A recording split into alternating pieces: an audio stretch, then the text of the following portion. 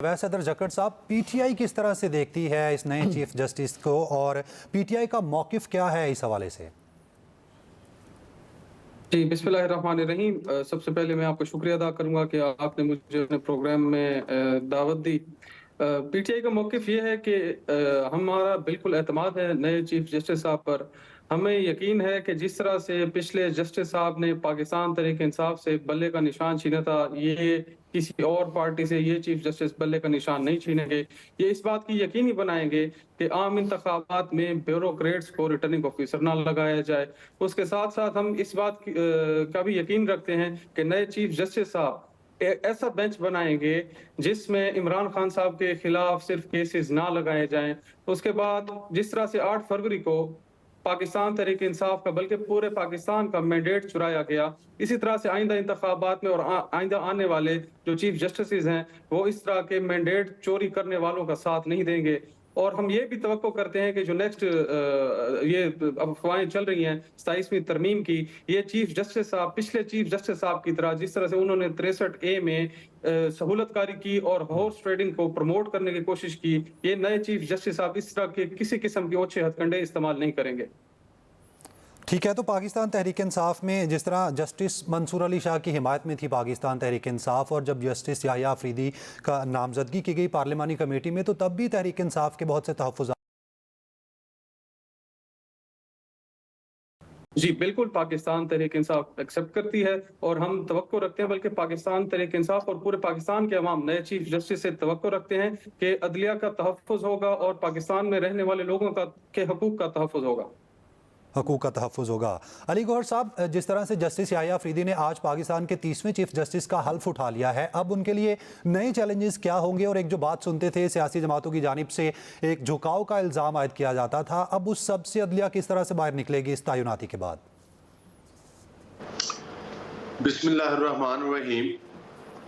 देखिए, बुनियादी तौर पर तो जाहिर है कि जहाँ तक आपने चैलेंजेस की बात की है, तो उस पर बैरिस्टर साहब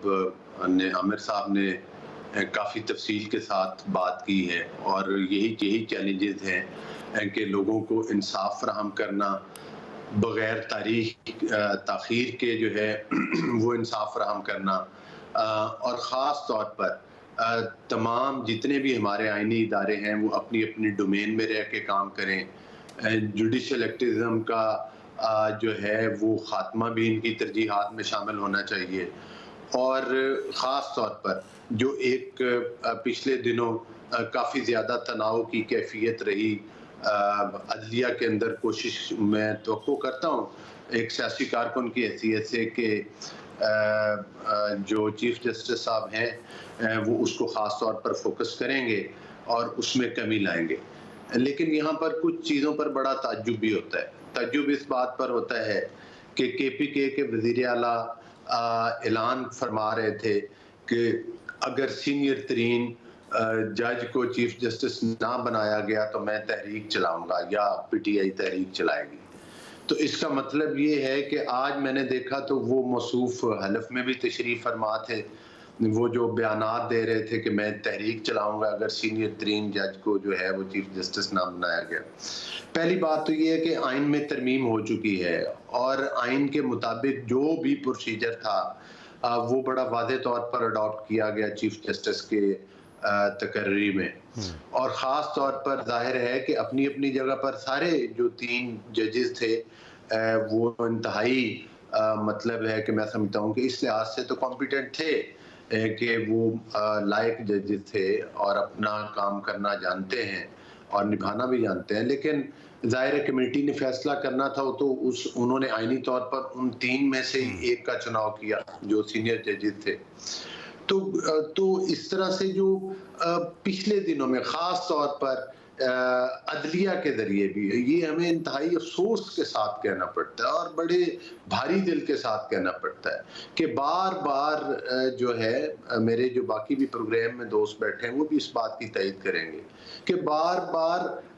आइन को जो है वो अदातों के ज़रिए ज़्यादा तोड़ा जाता रहा है। हालांकि प्रोपेगेंडा ये होता है कि पॉलिटिकल लीडरशिप्स जो हैं पार्टीज की या दीगर इदारे हैं वहाँ से आइन छिकनी होती है। सबसे बड़ी आइन छिकनियाँ तो अदालतों के ज़रिए होती हैं। जब 63A के जरिए हमजा शहबाज की हुकूमत खत्म की गई तो वहां पर भी आइन को दोबारा लिखा गया। जब अभी चंद जजेस ने जो फैसला दिया, उस फैसले के अंदर भी जिन्होंने इख्तलाफी नोट लिखा, जिसमें कादी फायद ईसा साहब थे, जिसमें दीगर 2 जजेस थे, तो उन्होंने भी लिखा कि अगर इस फैसले को तस्लीम कर लिया जाए तो फिर आइन की फलां दिफात को मुअत्तल करना पड़ेगा। इसका मतलब ये है कि एक मखसूस पार्टी की सपोर्ट और एक मखसूस पार्टी की सहूलत कारी करने के लिए इस कदर फ्रंट फुट पर आकर अदलिया के लोगों का जो है वो खेलना, और ख़ास तौर पर जो चीफ जस्टिस कादी फायद ईसा साहब गए हैं उनके बारे में जिस तरह से जस्टिस मंसूर अली शाह साहब ने खतूत में जो अल्फाज लिखे हैं, मेरा ख्याल है कि वो इंतहाई गैर मुनासिब हैं, और उससे तो साफ जाहिर होता है कि उनकी जो पॉलिटिकल एफिलिएशंस हैं वो साफ। तो क्या आने वाले दिनों में ये जो आइन चिकनी और जिस तरह से आप बात कर रहे थे कि वज़ीर आज़म को भेजा गया, तो क्या अब ये इस तैनाती के बाद ये सारी चीज़ें बंद हो जाएंगी? नहीं, आइनी तरमीम हुई हैं और उन आइनी तरमीम में मैं समझता हूँ कि काफ़ी हद तक उन दरवाज़ों को बंद किया गया है जिसमें हम जुडिशल एक्टिज्म का इजहार करते हैं, और जिस तरह से एक ही झटके में किसी भी वज़ीर आज़म को, जब हम वज़ीर आज़म की बात करते हैं तो उसका मतलब ये तो नहीं कि वज़ीर आज़म नून लीग का या वज़ीर आज़म पीपल्स पार्टी का या वज़ीर आज़म फलां, जब हम वज़ीर आज़म की बात करते हैं तो तमाम पूरे पॉलिटिकल निज़ाम की बात करते हैं। तो मतलब है, जाहिर है कि, और आपको पता है कि इन तमाम चीज़ों से मुल्क में एक आइनी बहरान पैदा होते हैं, इस तरह के फैसलों से एक मुल्क में एक हिजानी कैफियत पैदा होती है, एक मुल्क में सियासी तौर पर एक इंतशार फैलता है, अनार्की फैलती है मुल्क के अंदर। तो मैं समझता हूँ कि ये जजेस का भी बिल्कुल फ़राइज़ में शामिल है, चाहे वो चीफ जस्टिस साहब हों या दीगर हमारे मोहतरम जजेस हों। ख़ास तौर पर मैं जिक्र करूँगा, जब परवेज़ मुशर्रफ की हुकूमत आई थी तो सुप्रीम कोर्ट के जरिए उनको इजाज़त मिली थी कि वो आइन की अमेंडमेंट्स को मुअत्तल कर सकते हैं, उसमें तरमीम कर सकते हैं, फैसले कर सकते हैं। फिर जिस तरह से मखसूस नशिस्तों के फैसले में भी आइन तो कहता है कि 3 दिन के अंदर एक आज़ाद रुकन ने आपको ये हक दिया जाएगा कि वो कोई पार्टी ज्वाइन करे। वो कहते हैं कि एक तो आज से वो दिन जब वो फैसला आया, दूसरा फिर उन्होंने फरमाया कि जनाब आज से 15 दिन आगे हम देते हैं। किस आइन में लिखा है कि आप 15 दिन दे सकते हैं? आप तो 3 दिन से आगे, और वो 3 दिन तो गुजर चुके थे, और उस पार्टी को सीटों का फैसला कर दिया कि जी जो पार्टी मांग ही नहीं रही थी। पार्टी तो वो घोड़ा निशान वाली पार्टी थी जो कि मखसूस नशिस्तों के लिए अदालत में गई थी, सुन्नी तहरीक के नाम से या किस नाम से। तो गुजारिश, और उन्होंने तो as a political party election ही नहीं कॉन्टेस्ट किया था। तो जाहिर है कि मतलब है कि ये हमारी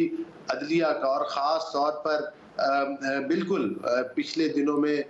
जो लोग ये क्रिटिसाइज करते हैं कि जनाब जस्टिस मंसूर अली शाह साहब जो हैं वो मतलब है कि जी वो तो हुकूमत उनको नहीं बनाना चाहती थी। भाई उनको तो मेरा ख्याल है कि ये पीटीआई वाले नहीं बनवाना चाहते थे,